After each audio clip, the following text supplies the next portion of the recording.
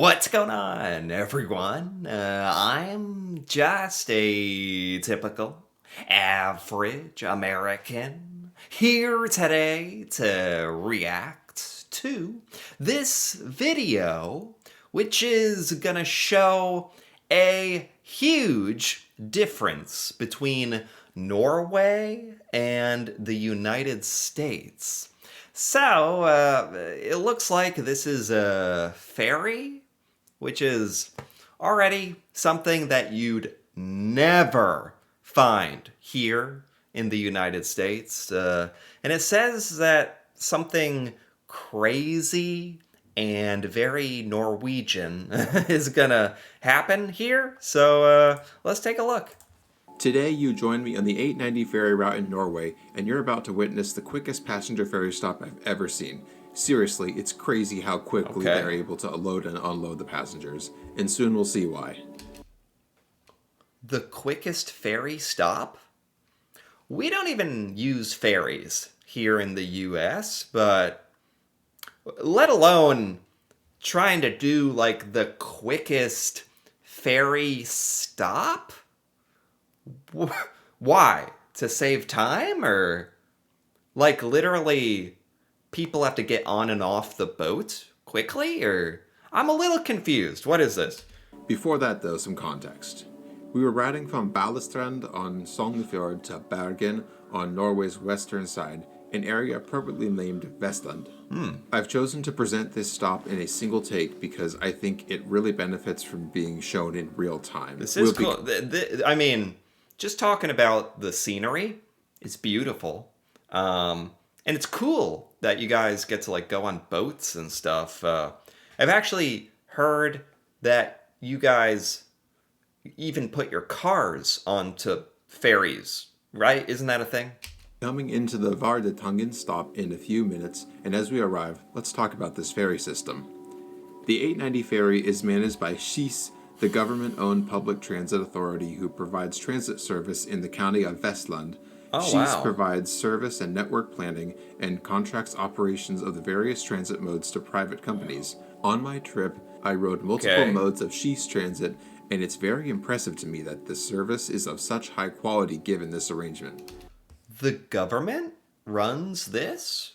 You guys have so many ferries that there's like the government's involved, and according to him, you guys do a great job. But this is really cool, but totally like, again, not something Americans are familiar with. But it sounds like it'd be really cool. That like this is public transportation, right? Getting from one place to another, you actually have to go on a boat. I would think that having a private operator would lead to declines in quality, as a private operator might seek to cut costs to increase profits, but I didn't experience any suboptimal quality during my time on board. Cool. Could something like this work in the USA? Interesting food for thought. Oh, a private operator? Like the government having to pay somebody like privately to drive the ferry? Maybe. They'd probably like demand certain wages and or union or benefits, or I don't know. It's hard to think about because we don't have a need for this. Boat we're on today is operated by Norway, a private company jointly owned by Capman Infra and CBRE Caledon Capital Management. So, Okay. how is Norway as an operator? Once I had my tickets booked and was on board, my experience as a passenger was very good. Our boat was clean, our ride was comfortable, and the scenery was astonishing.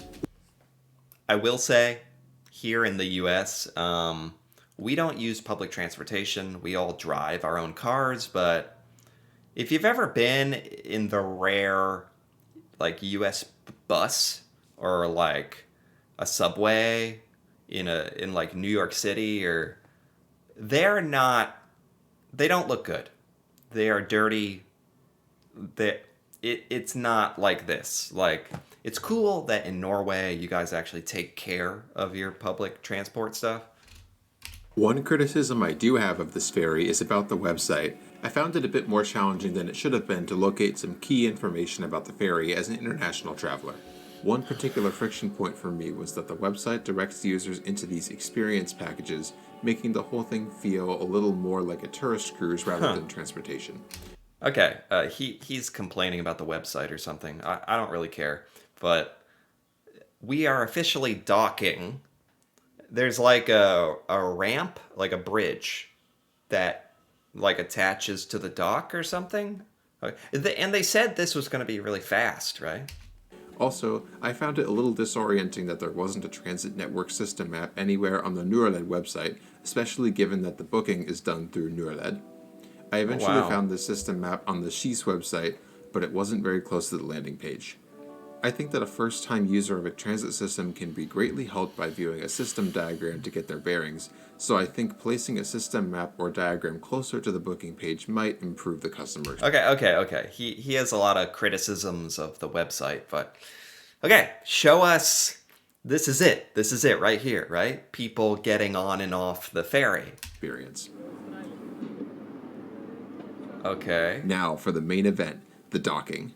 I was surprised to see that the ferry is able to just pull right up to the edge of the pier and deploy the ramp without tying the vessel down at all.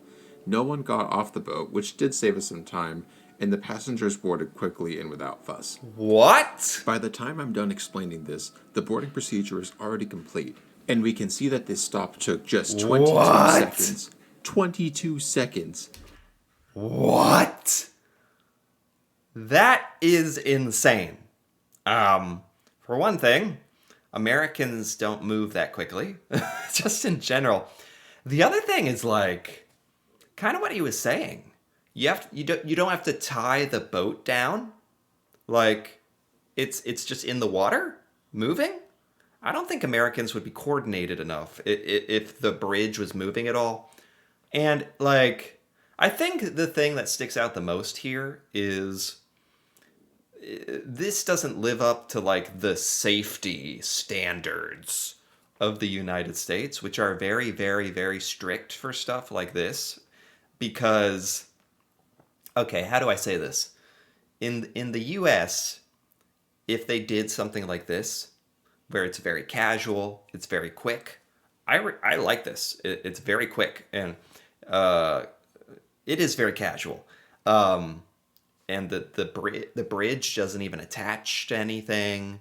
Nobody's holding it down. But here in the U.S., if something happened, like if somebody tripped, if somebody didn't get on the bridge correctly, if somebody hurt themselves during this whole process, you would get sued into oblivion. And that's why we can't do cool stuff like this. That is a big reason in the United States we can't do cool stuff like this because people will sue you if something happens. And Americans find ways to mess everything up. And this is like a very fun, innocent, cool ferry experience in Norway. And everybody understands and everyone gets off and on. If someone would screw this up in the US, whether it's the boat driver or the passengers or whatever, and you'd get sued and it would ruin it. So we can't even do things like this. That's the best way to explain why Americans could never do this. The rapidness of this stop is mind blowing to me. Back home in the USA, all ferries I've seen are tied down as part of any passenger stop. Sure. I think this difference in docking procedures exemplifies a difference in American and Norwegian culture. America is a place where the threat of lawsuits and the financial ruin they can bring creates an environment where every entity has to constantly be watching their back lest Yes. No way. Exactly. That's so funny. That's exactly what this guy is thinking about. The American who made this video, they were also thinking about lawsuits. It's really sad. Like, Americans could not survive in Norway. No way. they mess something up and be sued instantly by the forces which seem to always be watching. As a nation governed by a common law system, America has a type of civil wrong called tort, which, at a high level, allows an entity who suffers loss or harm to seek damages from another entity they can blame for their losses or harm. The Absolutely. Like, I don't know if you've ever heard of the story in the US. This lady went to McDonald's and ordered coffee. And then driving home, she spilled the coffee on herself and burned herself. And she sued McDonald's successfully for tort, for damage. She she claimed she didn't know the coffee was dangerous or something or whatever. Americans are allowed to just sue about anything, and it doesn't matter how stupid. It doesn't matter how commonsensical it is.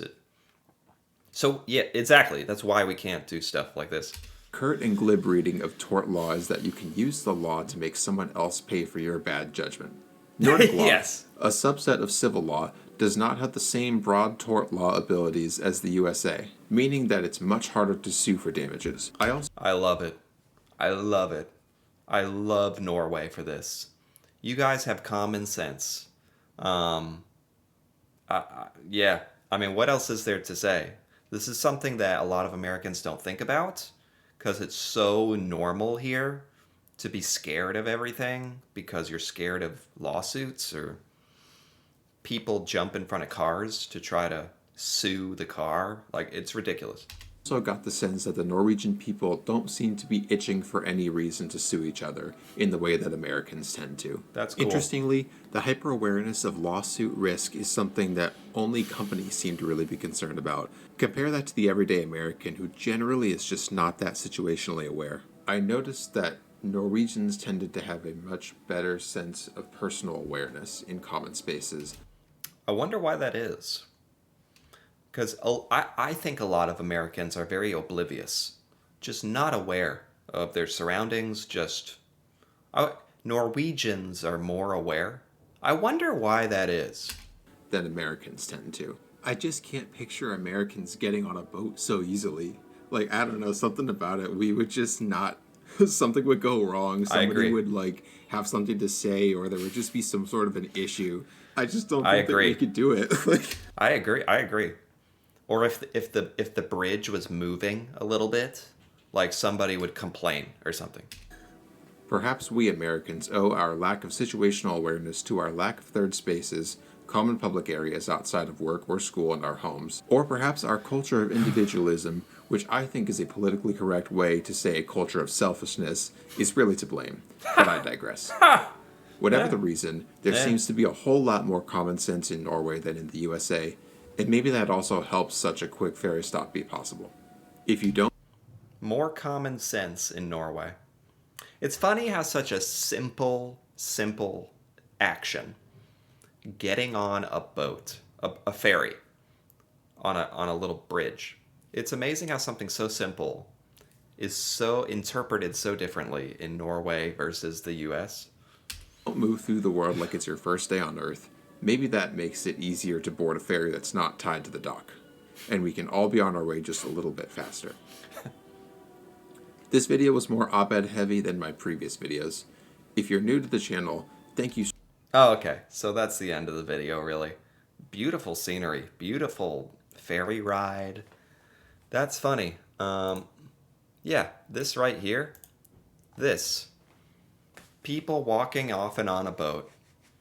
Americans could never do it. I mean, a lot of Americans could do it, but over time, this would be against the law. No, yeah. We wouldn't even try this. I guess there are a couple ferries in some parts of the United States, I guess.